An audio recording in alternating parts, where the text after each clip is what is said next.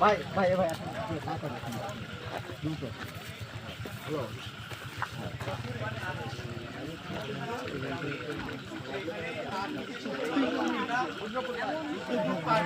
অবস্থান করেছে, অবস্থান করার পরে এখনো সে করছে।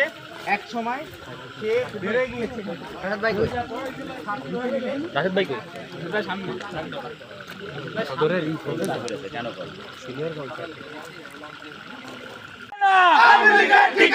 কোন খুনির ঠিকানা ধরে ধরে জেলে ভর লিগ ধর লিগ ধর। অবতরণ ঘটে।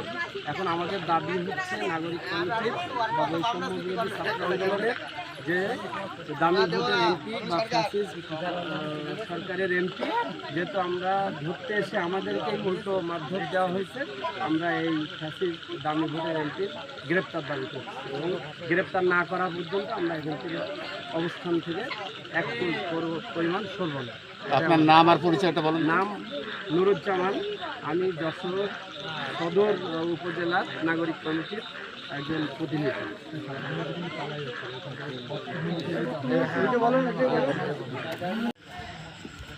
এমপির গাড়ি পুলিশ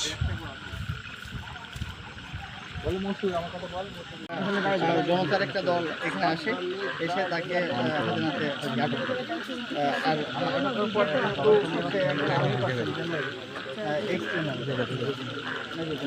তো সেই জায়গা থেকে এইখানে আর্মিরা এখানে উপস্থিত হয়, পুলিশরা এখানে উপস্থিত হয়, কিন্তু ক্রমশই ঘটনাটা এবং কোনো সিদ্ধান্তে এখনো পর্যন্ত আসতে পারছে না। কিন্তু আমরা বুঝতে পারছি না যে কেন তারা সিদ্ধান্তে আসতে পারছে না। একজন দামি ভোটের এমপি, যে এইখানে তার যতটুকু শুনছি এখানে তার 1200 বিঘার উপর সম্পত্তি আছে। এই যে অবৈধ সম্পদ কক্ষিগত করে এই যে একটা রাম রাজত্ব কায়েম করেছে বাংলাদেশে, তো তাকে ধরার জন্য এখন কেন মামলা যেকোনোভাবে এখানে থেকে গ্রেফতার করা হোক,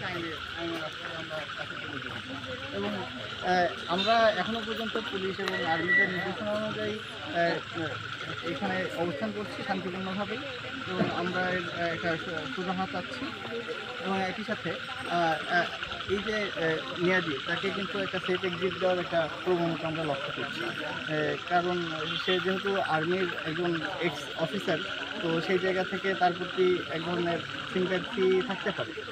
আমরা যতটুকু আমরা যেভাবে কথাবার্তা বলে তা বুঝছি।